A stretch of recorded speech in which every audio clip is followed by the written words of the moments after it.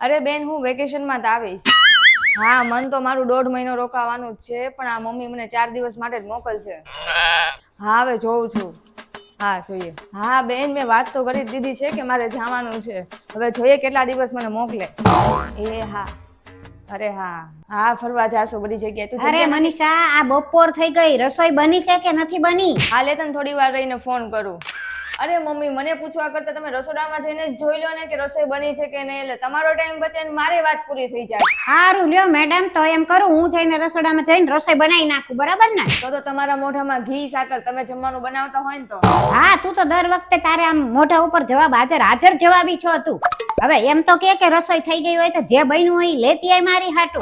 એક કામ કરો મમ્મી, દીદીને કહો તમને જમવાનું આપી દે. હું તો કપડાં ધોવા જાઉં છું. અત્યારે હું કામ કપડાં ધોવા જાસ? 4-5 કલાક આરામ કરી લે પછી જાજે કપડાં ધોવા. વાહ મમ્મી, શું વાત કીધી. આઈડિયા સારો છે. હું 4-5 કલાક સુઈ જ જાઉં. હવે સીધી રીતે જાને કામ કરવા. અરે મમ્મી, મજાક કરતી હતી, જાવ જ છું. સાંભળ, બાથરૂમમાં મારા ને મારી છોકરીના બેયના કપડાં પડ્યા છે, ઈ હારવાર ધોવા લેતી જાજે.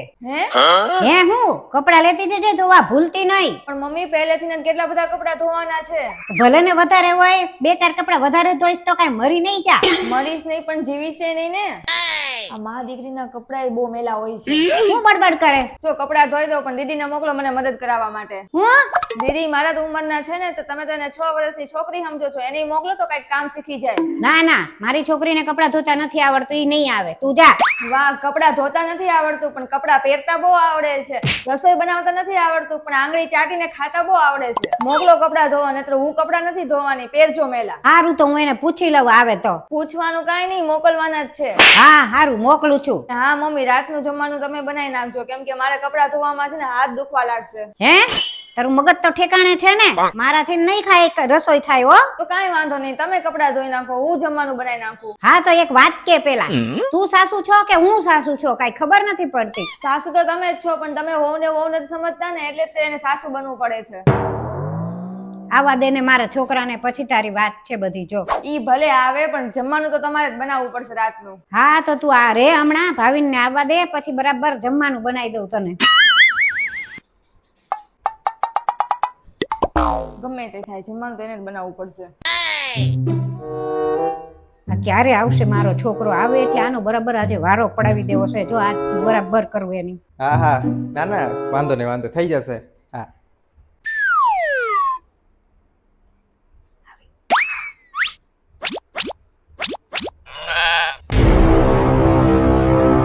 હા હા, મૂકું.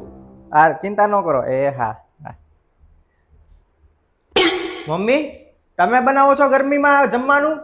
આજે ખુદની મમ્મી જમવાનું બનાવે છે તો ગરમી ને પસીનું બધું દેખાય છે. ને જયારે હું જમવાનું બનાવતી હોય ત્યારે તો બેગ લઈને સીધા અંદર વયા જાવ છો. ગરમી તો તમને આજે જ દેખાણી કે ગરમી પડે છે, કે રોજ ગરમી નથી પડતી લાગતી? કારણ કે તમે અને તમારા મમ્મીએ બે થઈને રસોડામાં એસી મુકાઈ દીધું છે.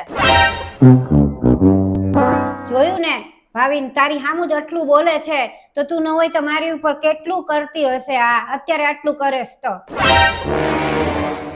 રોજ સાંજે મારે જ જમવાનું બનાવવાનું હોય. ઈ તો મેડમ આખો દી ફોનમાં જ હોય, તો હું કરું? પછી હું બનાવી નાખું. મમ્મી, તમે જે આ ખોટું બોલ્યા છે ને તમને જ ભારે પડશે, જોજો તમે. હું ખોટું બોલી? હું કાંઈ ખોટું નથી બોલતી, તું જ બોલે છે એકલું. તારી જેમ મને નથી આવડતું ખોટું બોલતા. કાંઈ વાંધો નહીં, તમે જ બનાવો છો ને, તો હવે રોજ તમે જ તે સાંજનું જમવાનું બનાવજો.